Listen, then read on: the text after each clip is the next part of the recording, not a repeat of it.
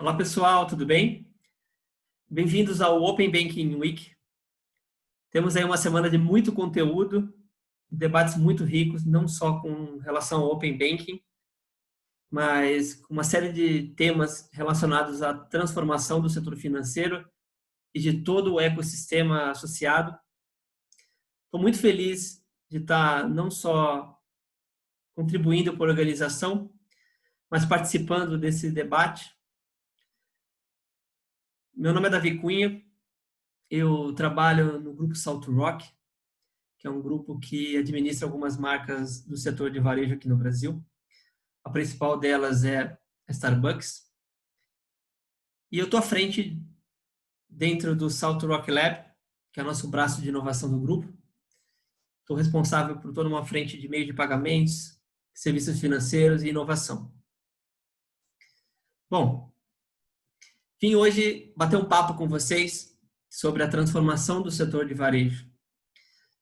Os impactos, obviamente, da pandemia, que são grandes para o setor, e de como podemos identificar novas oportunidades, mesmo diante da crise, mesmo diante dos impactos severos que a pandemia está trazendo para o setor.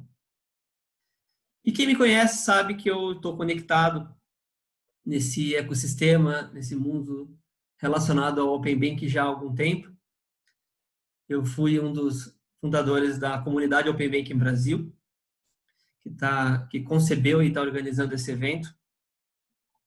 Ao longo desses anos, tive a oportunidade muito bacana de ter contribuído para vários debates, diversos meetups, tendo inclusive empreendido em algumas oportunidades com relação ao Open Banking. Bom, vou começar aqui compartilhando a minha tela.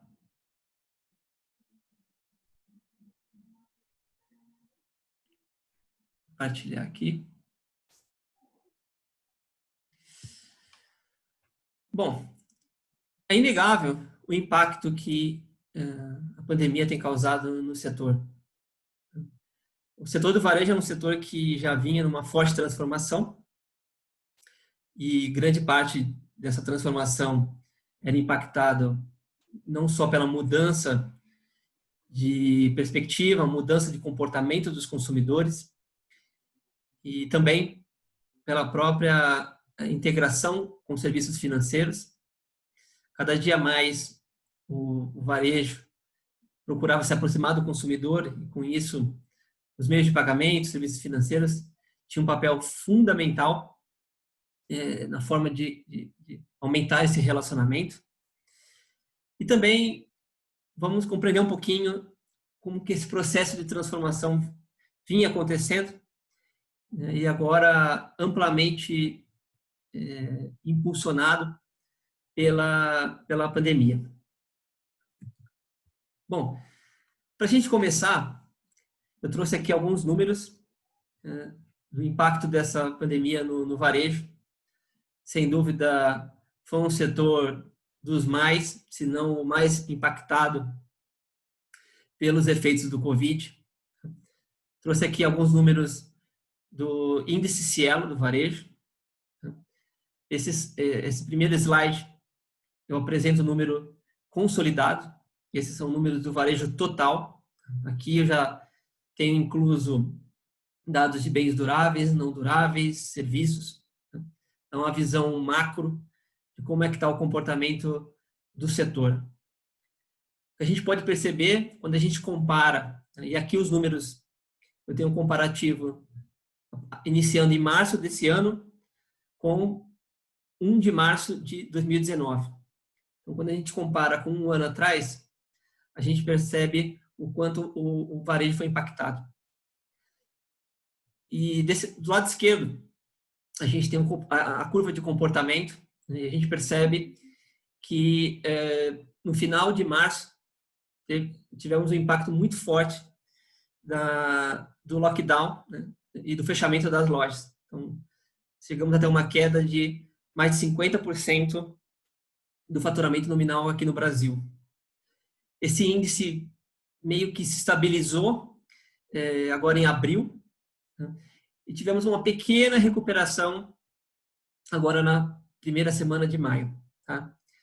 Esses números são de meados de maio, tá? De 13 de maio, e mostram que, apesar da queda íngreme, né, o mercado apresentou uma certa estabilidade, uma queda em torno de 29,1% em abril, e com uma pequena recuperação no final, no início de maio. Okay?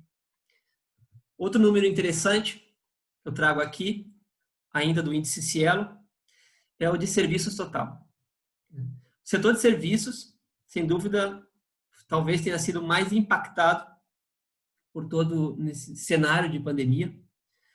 Notem que no final de março tivemos uma queda de até 80% no faturamento do setor. Realmente o impacto foi muito severo. Tivemos e desde lá temos uma leve recuperação, chegando aí na primeira semana de maio a uma queda de 67%. Okay? Então, sem dúvida, o setor de serviços foi muito impactado, assim como o varejo como um todo. Ok, e diante desse cenário, queda de vendas, lojas fechadas, consumidor retraindo o consumo, como é que o varejo continua operando? Como é que o varejo continua mantendo seu fluxo de caixa ativa? Como é que o varejo continua atendendo o seu cliente? É fato que isso tem impulsionado uma transformação digital muito forte no setor. Obviamente, as empresas que já tinham outras maneiras de se conectar com o consumidor, marketplace, serviços de delivery, elas estão conseguindo sair um pouco melhor nesse processo de transição. Mas o fato é que, diante dessa queda brusca de faturamento, as empresas estão tendo que encontrar novas formas de atender esse público, né? Seja através do delivery, né? Seja através de dar a opção para o consumidor comprar através de um aplicativo mobile, por exemplo, né? Ter acesso a toda a lista de produtos, comprar online, né? E passar na loja física apenas para retirar. Obviamente, diante disso, algumas empresas estão começando a criar seus pick-up points, né, que são pontos onde o consumidor pode passar apenas para retirar o produto, então ele faz todo o processo de compra, né, através do digital, e ele passa junto ao varejista apenas para coletar a comida, a bebida e retirar seu produto. Obviamente, percebe um impulso muito forte nas compras online, no e-commerce. Eu vou falar mais adiante um pouquinho dos impactos nesse setor. E, obviamente, abrindo espaço para inovação no setor. Trouxe aqui um caso interessante. Tem uma empresa da Irlanda, uma fintech da Irlanda, ela começou a testar, há algumas semanas atrás, um serviço de drone para fazer entrega de medicamentos para idosos que não estão podendo sair de casa. Tá? Então, o varejo como um todo está tendo que se transformar, está tendo que encontrar novas alternativas, novos meios para poder atender a esse novo comportamento e, ao mesmo tempo, manter o faturamento. E, além de novos serviços, né, novas formas de atender esse consumidor, o varejo hoje também está buscando novas formas de se conectar, uma nova linguagem. Né? Como levar a mensagem correta para esse consumidor que hoje está em casa, muitas vezes está em casa, está no escritório, não está podendo sair de casa por conta do coronavírus. E eu trouxe aqui alguns exemplos de algumas startups que estão oferecendo algumas soluções muito interessantes. Né? Existe uma startup chamada The Call List, que oferece algumas soluções na linha de chamadas interativas por vídeos. Então, você conecta um plugin no seu website e ela permite a transmissão on demand de vídeos. Então, criadores de conteúdo, influenciadores da própria marca podem se conectar diretamente com os consumidores através do vídeo, permitir que esses consumidores possam interagir ao vivo com as marcas. Então, são novas experiências, novas formas de se conectar. Uma outra startup muito interessante, chamada Remesh, ela está fazendo uso da inteligência artificial, da IA, para permitir uma melhor comunicação com seus clientes. A IA pode muito bem ser utilizada para melhorar a forma e automatizar a forma de se comunicar com o seu público, né? Fazer a interpretação de linguagem natural, interpretar comentários, compreender sentimentos. Então, a tecnologia exerce um papel fundamental nesse processo de aproximar marcas de consumidores. Um outro exemplo que eu trouxe aqui de uma startup chamada Lunchbox, que ela provê uma plataforma white label de serviços de delivery, serviços de entrega, uma plataforma mobile que permite que empresas do varejo criem suas próprias soluções, tá? Um modelo white label, onde eles podem pegar e rapidamente adaptar. Tá? Então, uma alternativa hoje, em vez de você criar, obviamente, todo o seu processo de delivery, seu aplicativo mobile, é você contratar o serviço de uma empresa que já te oferece isso no modelo white label, onde você pode rapidamente mudar o logo da marca, configurar os meios de pagamento que você quer aceitar e rapidamente chegar no mercado sem ter que construir isso do zero. E, obviamente, quando a gente fala de serviço financeiro, quando a gente fala de varejo, a gente tem que olhar muito sobre o aspecto social de serviços financeiros. Eu trouxe alguns números aqui muito interessantes com relação ao auxílio emergencial de R$600 que o governo está dando para a população que está sem trabalho, né, para os desbancarizados. Hoje, só para vocês terem uma ideia, na primeira parcela do pagamento desse auxílio emergencial, 20 milhões de pessoas que receberam, elas não tinham conta bancária. Tá? E olha que interessante, dessas 20 milhões de pessoas, cerca de 20%, né, 8 milhões de pessoas, o que elas fizeram? Elas transferiram dinheiro para outras contas da Caixa, né, seja de parentes, de amigos. Desse total de 20 milhões de desbancarizados, 6,78 milhões fizeram saques em agência, os saques em caixas eletrônicos ou lotéricas. Ainda, 4 milhões de pessoas fizeram transferências para outros bancos, usando TED e DOC. Agora, olha que interessante. 460 mil pessoas, ou seja, em torno de 2% das pessoas que estão recebendo esse auxílio, usaram a conta digital da Caixa, né?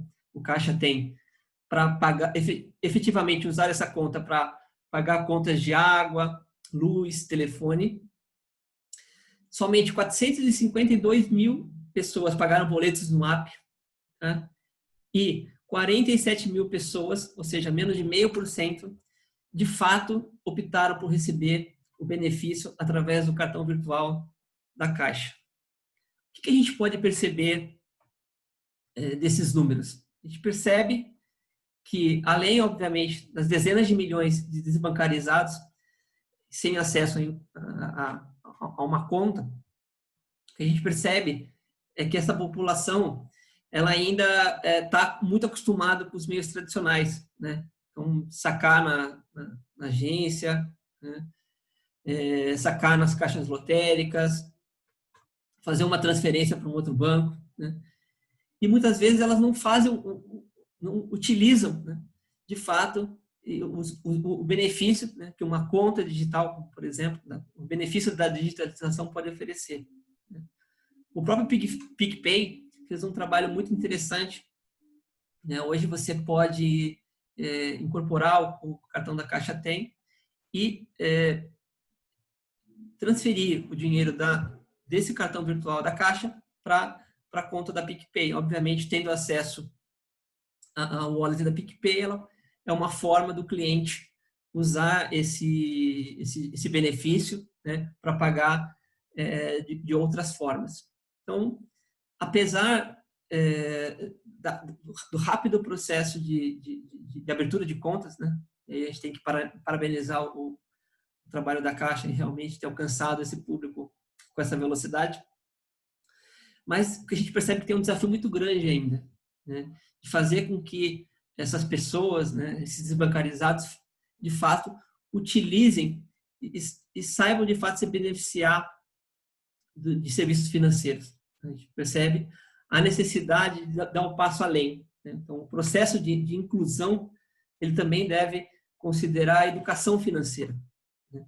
Dessa maneira, essas pessoas não só vão ter acesso, né, vão entrar nesse processo de digitalização, vão se beneficiar do acesso a serviços financeiros, né, mas realmente vão conseguir dar o próximo passo. Então, o que a gente está percebendo, e aí muito, obviamente, por conta dos efeitos do Covid, é a mudança de comportamento do consumidor. A gente sabe que aqui no Brasil, o uso ainda do dinheiro físico ele é muito elevado, né? Mas o que a gente percebe é que com a mudança, com a pandemia, a gente percebe uma mudança de comportamento, né? Uma diminuição, obviamente, do dinheiro vivo, do papel moeda. E aqui eu trouxe uma pesquisa da Mastercard, bastante recente, que mostra que cerca de 77% dos brasileiros têm usado menos o papel moeda ou estão deixando de usar por conta dos efeitos do coronavírus. Outro dado interessante é que, como vocês sabem, apesar do cliente não ter muitas vezes uma conta bancária, ele tem acesso ao smartphone e muitas vezes, grande parte da população, ela sabe fazer uma compra online. Então, a gente começa a perceber novas mudanças de comportamento, né? Então, a gente começa a perceber, por exemplo, o crescimento dos pagamentos por aproximação. Esse mesmo estudo da Mastercard mostra um crescimento muito importante do uso de carteiras digitais, né, para permitir o pagamento por aproximação, da maneira que eu não tenha que ter acesso, né, o contato físico com a maquininha, por exemplo.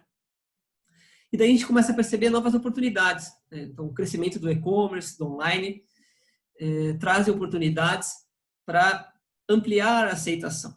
Hoje, a grande maioria dos varejistas normalmente aceita cartão de crédito para realizar pagamentos online. E temos um potencial gigantesco, né? Por exemplo, de ampliar essas formas, não só carteiras digitais, mas o próprio débito. Hoje você tem dezenas de milhões de clientes que têm débito e hoje os varejistas acabam não aceitando. Então, ampliar a aceitação, novas formas de pagamento, ela é decisiva hoje no nosso processo.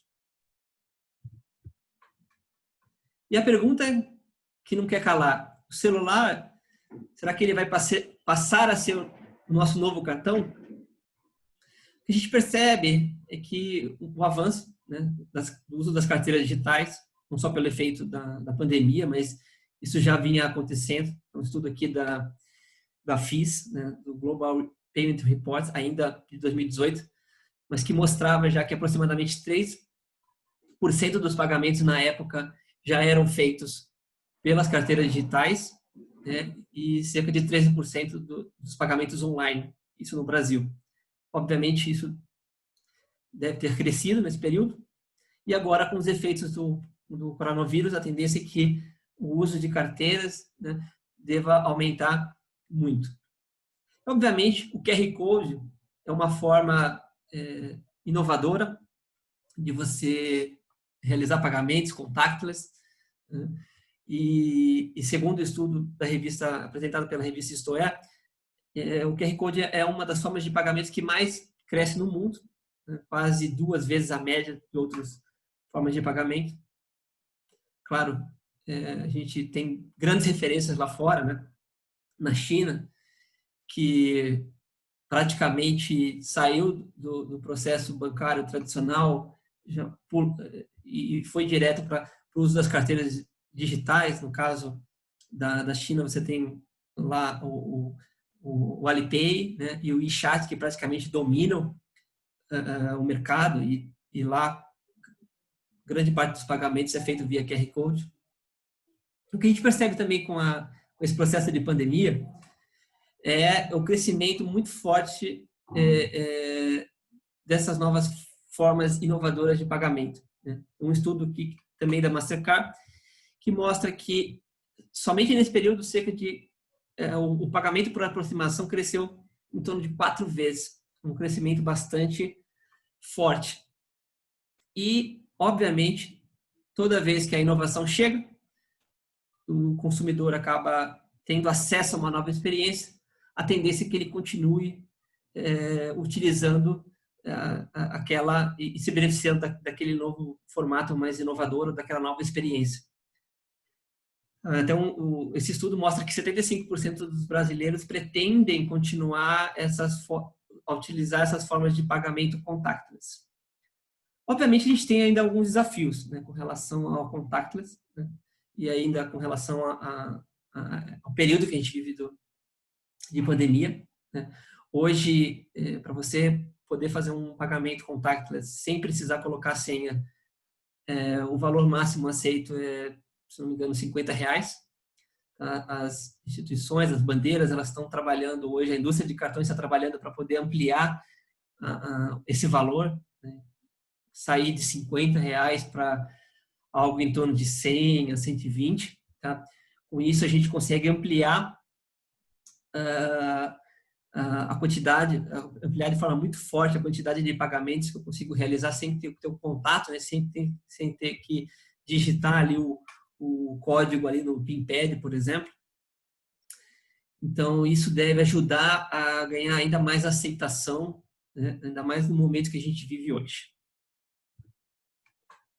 E, sem dúvida, com o fechamento das lojas, né, o consumidor não podendo ir até ter a presença física, obviamente ele está direcionando grande parte das compras para o e-commerce.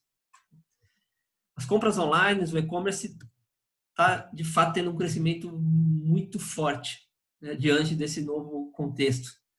Só para vocês terem uma ideia, dados da pesquisa da revista Compre e Confie mostram que em abril o e-commerce cresceu em torno de 81% aqui no Brasil. Então, notem a força do e-commerce dentro desse novo contexto. E o setor de alimentos e bebidas foi o que liderou esse processo, né? Como são normalmente produtos de primeira necessidade, eles tiveram um crescimento vertiginoso, né, de quase 300% em abril de 2020 em comparação com abril de 2019. Né? Obviamente, outros estudos mostram quanto o e-commerce tem sido beneficiado.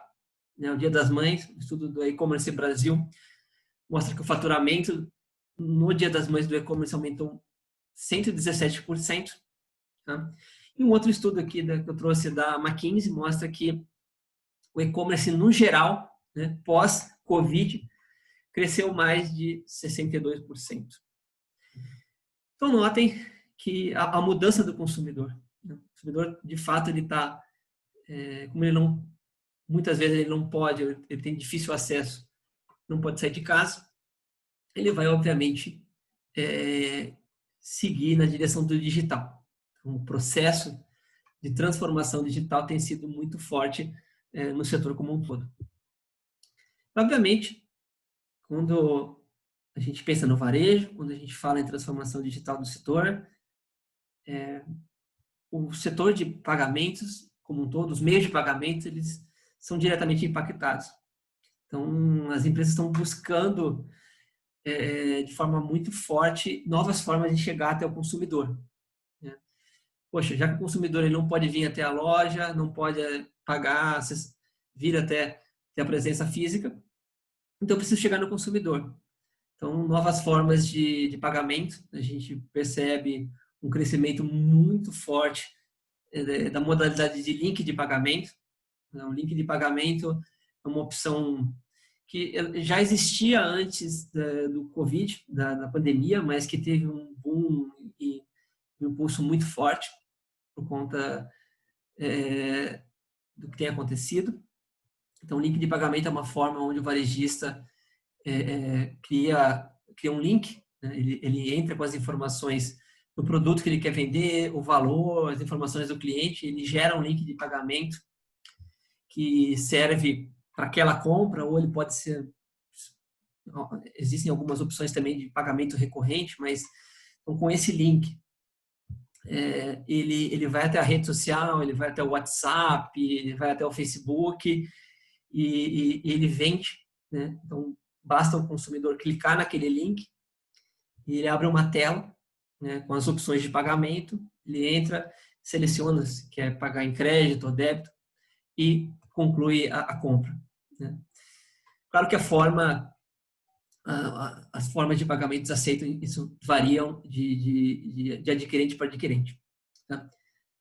E uma outra oportunidade muito grande que a gente tem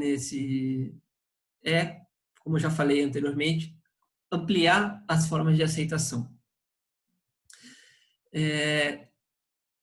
Eu tenho alguns números muito interessantes de mercado, só para vocês terem uma ideia. Hoje, o varejo como um todo, o e-commerce, normalmente confia nas vendas via cartão de crédito. Mas eu tenho um estudo da ABECS, né, da Associação Brasileira de Empresas de Cartão de Crédito, que mostra que, só para vocês terem uma ideia, 38 milhões de pessoas no Brasil têm acesso a cartão de débito, né? E outras 20 milhões têm um cartão múltiplo, que é um cartão que suporta crédito e débito, mas tem a função de débito somente habilitado. Então, eu estou falando de 58 milhões de consumidores que têm na sua carteira um cartão de débito com o potencial de realizar compras, né? Só que hoje o varejo tem enfrentado muita dificuldade para aceitar o débito, né? Por conta do modelo, os modelos de autenticação do débito, historicamente tem trazido muita fricção para o varejo, né? Lá atrás, um protocolo que era muito utilizado para realizar pagamentos com débito, que era o 3DS. Algumas varejistas tentaram avançar com esse modelo, né? Que é um modelo, você tem 3 pontas de autenticação, né? O portador do cartão, o e-commerce e o banco emissor. O ponto é que o 3DS ele teve baixíssima aceitação aqui no Brasil. Você tem números no passado que mostravam que cerca de 80% das transações eram negadas, né? Porque o processo de fricção era muito complicado. Então, primeiro você tinha que usar um desktop para acessar, para fazer o pagamento, e aí ele te redirecionava para a página do banco, o usuário tinha que entrar com usuário e senha. Então, assim, era algo bastante complexo. E o varejista, no geral, ele acabava por perder a venda. Então, isso teve uma baixíssima aceitação. E eis que o 3DS evoluiu, né, para o 3DS 2.0, uma nova versão que tem evoluído por conta, obviamente, do próprio PSD2 europeu, né, do Open Banking. O próprio PSD2 ele pede que as empresas adotem o 3DS 2. O 3DS Secure 2 é um modelo que visa simplificar, né, a forma de pagamento, então esse processo, e simplificar a aceitação de débito, né? Ele cria um processo muito mais simples, versátil e transparente, né? Com 3DS são coletados muito mais informações com relação ao cliente, né? Dados de histórico de consumo, perfil. Então, esses dados são compartilhados entre o varejista, o merchant, e o banco emissor. Então, isso simplifica o processo, né? Reduz o índice de negativas, né? E cria um processo mais simples de autenticação e autorização, né? O uso de one-time password, que é, em vez de, então, no 3DS2, eu usar meu mobile, um aplicativo mobile para autenticar o usuário e receber um token de autenticação, né, um one-time password, um código e autorizar usando esse código. Então, ele reduz a fricção. Então, o 3DS2 é um protocolo que é um padrão que as adquirentes já vinham implementando aí, nesse período pré-Covid, e gera, obviamente, algumas oportunidades. Né? O fato de, novamente, 58 milhões de cartões de débito representa uma oportunidade interessante para ampliar a aceitação desse varejista. Então, cenários, por exemplo, de débito recorrente, né? Usar meu cartão de débito para fazer uma compra recorrente. Isso era muito complexo de ser realizado na primeira versão do 3DS, e agora com o 3DS2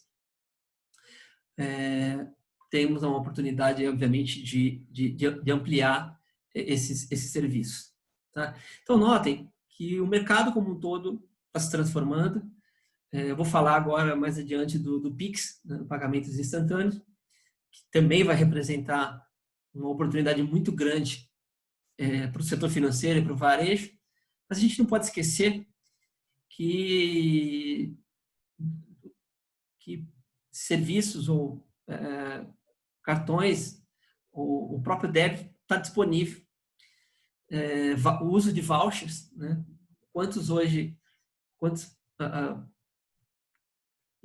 Qual percentual da população hoje que usa, né, os vouchers de alimentação, de refeição, e que estão hoje em casa usando pouco ou sem poder utilizar. Então, ampliar a aceitação, não só para além do cartão de crédito, mas para o débito, para voucher, para outras formas que estão disponíveis já na mão do consumidor, é uma forma da gente, no curto prazo, tentar, se não eliminar, mas pelo menos reduzir, obviamente, os efeitos da pandemia.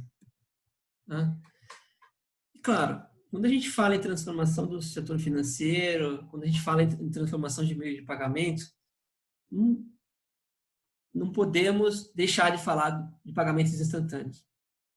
Pagamento instantâneo é um novo sistema lançado aí pelo Banco Central, que vai entrar em vigor agora, está agendado, né, para entrar em vigor agora em novembro de 2020. Né? Eu acho que junto com o Open Banking, junto com o sandbox regulatório, são regulações fundamentais e entre as principais que estão sendo impulsionadas e que estão proporcionando essa transformação no setor financeiro. E grande parte disso temos que parabenizar o Banco Central por, mesmo diante do cenário que vivemos, avançar com a inovação. Acho que acredito muito que diante a melhor vacina contra a crise é inovar, é avançar, é pensar em novas formas. Eu sempre falo que mesmo diante da crise é onde as grandes oportunidades realmente aparecem. As pessoas precisam pensar fora da caixa, e é justamente na crise onde elas estão mais flexíveis para a mudança.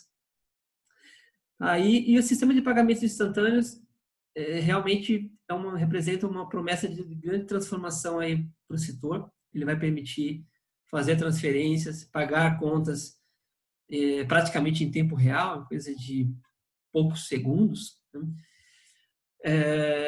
E isso literalmente vai reduzir ou talvez eliminar o processo, o famoso TED, o DOC, que hoje é comumente usado nessa movimentação financeira. Né? O próprio boleto deve ser impactado por essa nova forma de pagamento. Então, um boleto, eu posso ter que esperar 2 dias úteis para receber um pagamento.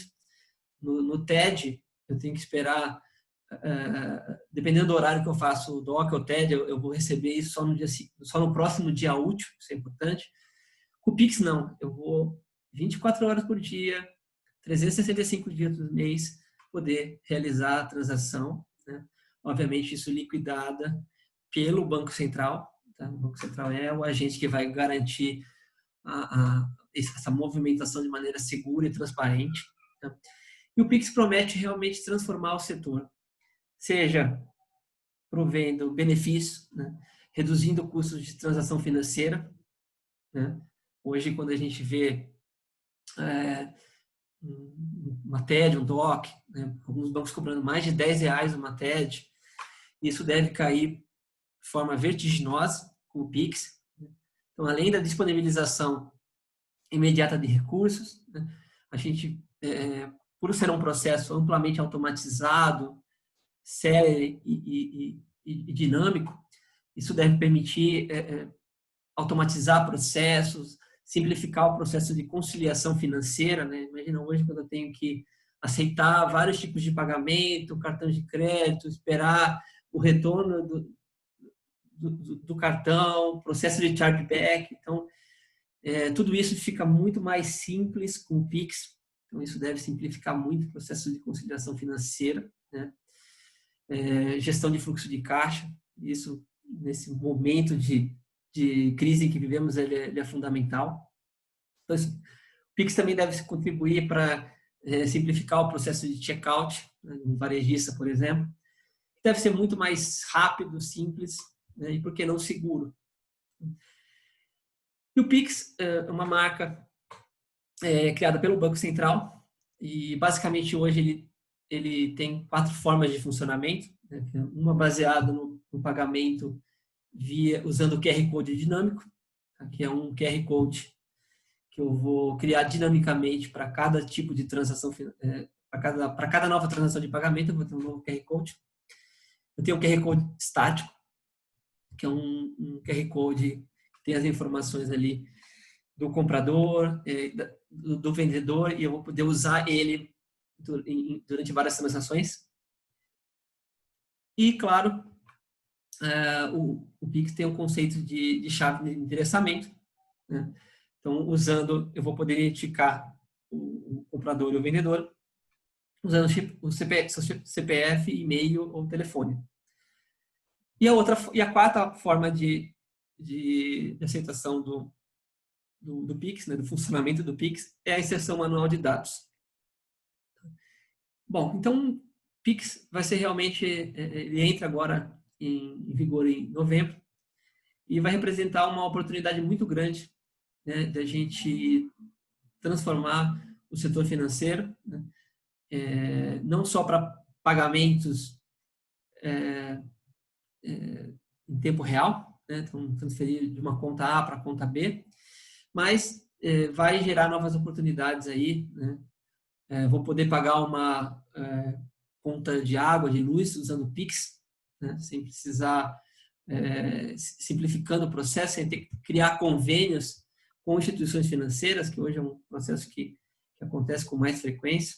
Então, ele deve simplificar também o pagamento de contas de utilities, né, água, luz, energia, e vai gerar novas oportunidades, né, a própria possibilidade de oferecer crédito online no momento da venda. É uma outra possibilidade que o Pix vai trazer, exatamente pela natureza de ser tempo real. E o que a gente percebe no mercado hoje é o avanço das contas digitais, né, das wallets. Né? O mercado, mesmo na época pré-Covid, veio apostando muito nas carteiras digitais, né? 40, 50, 60 milhões de desbancarizados. Então, é a forma que algumas marcas, empresas, né, de diferentes setores, logística, distribuição, atacado, mas também o varejo, tem olhado com muito bons olhos a possibilidade de ter uma carteira digital para atender esse público desbancarizado. Né? Então, desde que o Banco Central regulamentou em 2013, né, a resolução 12865, que ele criou e regulamentou as instituições de pagamento e os arranjos de pagamento, isso abriu um precedente enorme para disponibilizar carteiras digitais no mercado. Hoje, com certeza, você tem mais de uma centena de empresas, não tenho o número exato hoje, mas com certeza mais de uma centena de carteiras digitais no mercado, né? E elas vêm expandindo, algumas delas já estão atingindo números recordes, né? O próprio PicPay é um exemplo muito interessante, muito clássico. Hoje ele começou em 2012, se eu não me engano, hoje ele já está com 20 milhões de contas, né? E ele vem se aproveitando muito bem desse processo de pandemia. Ele já atingiu esse número, um número que era projetado para dezembro desse ano, ele atingiu agora em março ou abril, tá? E a projeção de faturamento também cresceu muito, vem se beneficiando. Eles têm uma projeção de 31 bilhões agora em 2020, 6 vezes superior ao do ano passado. Então percebam, quem de fato tem se transformado, tem falado a língua do consumidor, tem alcançado esse público, está conseguindo, tá gerando oportunidades aí de crescimento. E claro, a gente não pode esquecer que o varejo vem se transformando. Hoje, quando a gente fala na importância da digitalização, isso é fato, a transformação digital ela está aí. Hoje, ou a empresa se transforma digitalmente ou ela morre.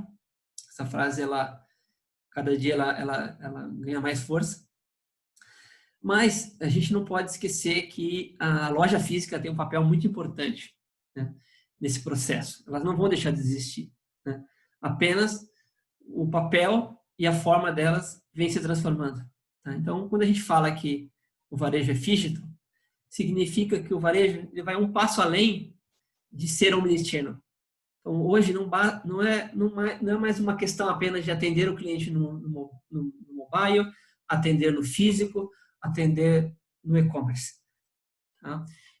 Hoje, a questão é ter um varejo físico, onde eu posso, por exemplo, iniciar todo o processo de relacionamento com o cliente da compra online, né? Mas retirando, por exemplo, o pedido numa loja física. Isso eu posso conectar, de fato, a experiência online com a experiência física.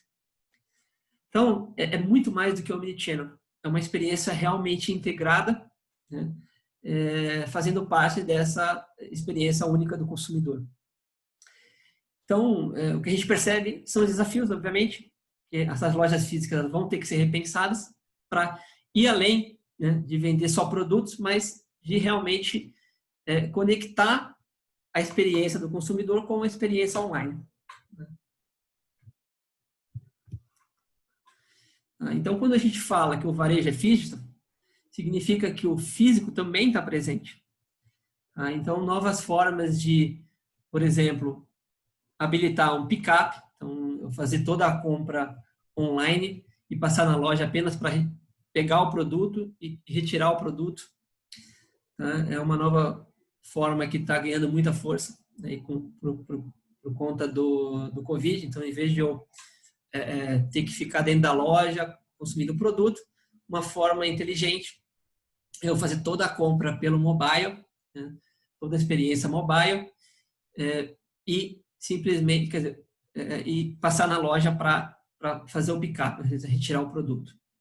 Então, normalmente o processo digital ele começa no digital, ele começa no mobile, ele começa no e-commerce e ele termina no físico.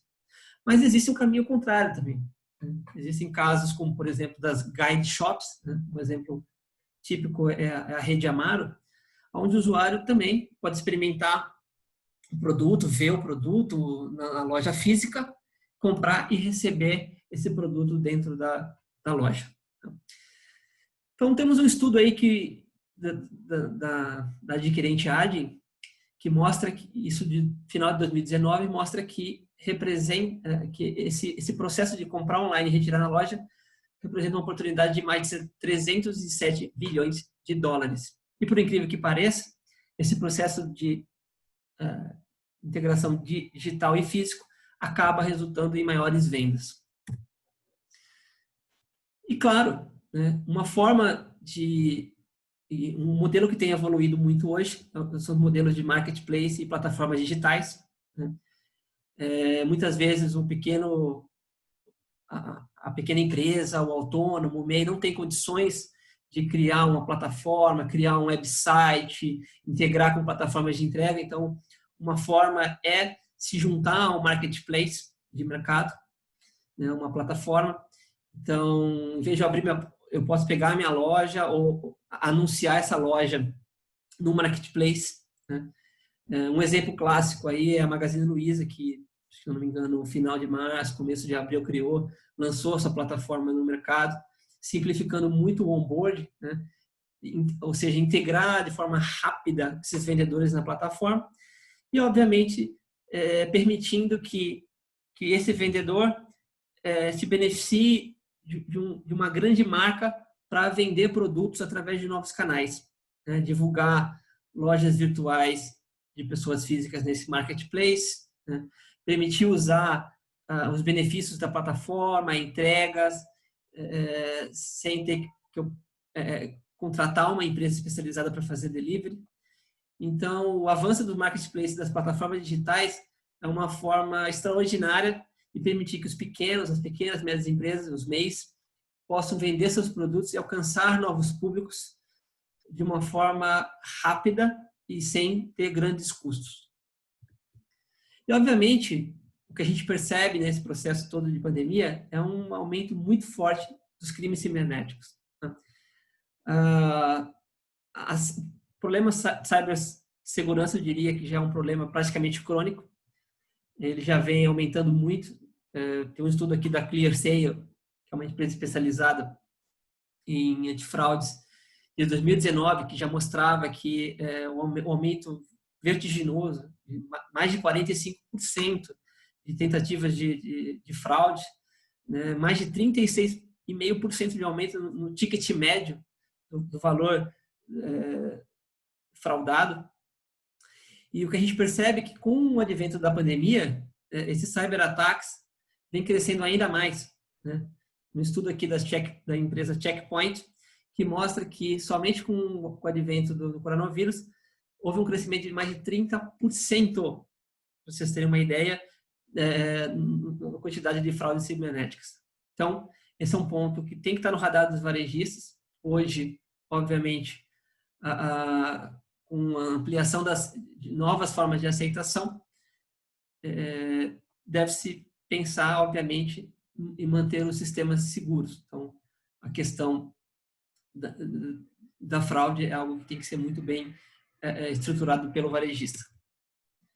E, obviamente, isso já vem acontecido antes da pandemia, mas o varejo tem olhado serviços financeiros de uma forma muito mais ampla, né? Seja através de um crediário, um empréstimo pessoal. Diversos varejistas vêm entrando no mercado, né? Criando sua própria carteira digital, algumas delas parcerizando com empresas para oferecer serviços bancários, né? Outras entrando até na linha de ter seu próprio banco digital. Então, o varejo como um todo, ele, pelo fato de estar muito próximo do consumidor, ele realmente percebeu o quanto os serviços financeiros é importante para aproximar e aumentar a relação com esse consumidor, né? Trouxe um exemplo bem interessante aqui, né, da Riachuelo, já desde o ano passado, lá com o seu braço financeiro a Midway, ela vem divulgando que tem um intuito de abrir seu próprio banco digital, né? Inclusive de obter sua licença junto ao Banco Central. O interessante é que muitas dessas varejistas, né, que no caso da Riachuelo, mas tem diversas outras, elas já têm uma base muito grande de clientes, né? Cartões private label. A Riachuelo aqui, há números do ano passado que ela já tinha mais de 30 milhões de cartões emitidos, né? Cartões private labels, mais de 7 milhões de clientes ativos. Então, é uma oportunidade muito grande de aproximar com esse público. E, obviamente, isso pode sim estar conectado com o Open Banking, né? O Open Banking, que é essa abertura, né, dos bancos, expondo os serviços financeiros para o mercado, pode ser uma forma interessante de monetizar ativos, né? Tem alguns bancos no mercado que vêm atuando muito já na linha do que a gente chama de Banking as a Service, né? Banco como serviço, ou seja, oferecendo serviços de pagamentos, transferências, serviços financeiros para que terceiros possam estar consumindo esse serviço, né? E, obviamente, para o varejista é uma oportunidade muito grande de chegar nesse público final, né? Como que ele pode fazer isso? O varejista pode muito bem firmar parcerias com bancos, e aí o Open Bank, né, a abertura de serviços financeiros pode ser uma forma interessante de rapidamente consumir novos serviços, mas o varejista tem mais uma oportunidade também, que é de lançar sua própria fintech, né? Pedir autorização, uma vez que essa fintech seja autorizada pelo Banco Central, ela também pode se beneficiar do modelo do Open Bank, né? Acessar dados de clientes, acessar dados de bancos, para conhecer melhor e oferecer serviços mais personalizados para o cliente. Okay? Então, a criação da própria fintech pela varejista pode ser uma forma de ganhar independência e ampliar a oferta de serviços financeiros. E é isso. A mensagem que eu queria deixar para vocês é, exatamente, o varejo vem se transformando, o consumidor vem mudando seu comportamento, e agora, por conta do fenômeno da Covid, isso tem ampliado demais essa mudança de comportamento. A transformação digital, ela é notável. Então, agora a regra é transformar-se é preciso. Tá? E mais do que o digital, a conexão do digital com o físico, ele é fundamental nesse processo. Trazer pagamentos, acho que meios de pagamentos são fundamentais quando a gente pensa em aproximar a marca com o consumidor e explorar novas formas de inovação, novas formas de se aproximar, não só em termos de um serviço de delivery, um serviço de entrega, mas falar a mesma língua do consumidor. Eu acho que essa é a grande sacada. O consumidor hoje tem casa, um novo comportamento, muitos deles estão retraindo investimentos, mas o varejo tem que continuar atendendo bem o consumidor, continuar entregando as experiências que esse consumidor realmente precisa. E ele só vai fazendo isso se conseguir conectar bem na vida das pessoas, conectar serviços financeiros e conectar toda essa transformação digital ao físico, entregando essa experiência única. E é isso, pessoal. Agradeço muito a presença de vocês aí nesse debate e vou deixar esse tempo aí que nos resta para perguntas em aberto, ok? Deixo aqui também meus dados de contato, tá? Meu blog, né? Contato da Fintech School, nosso curso online de Open Bank, para quem tiver interesse. E, enfim, agradeço e fico aberto a perguntas. Obrigado.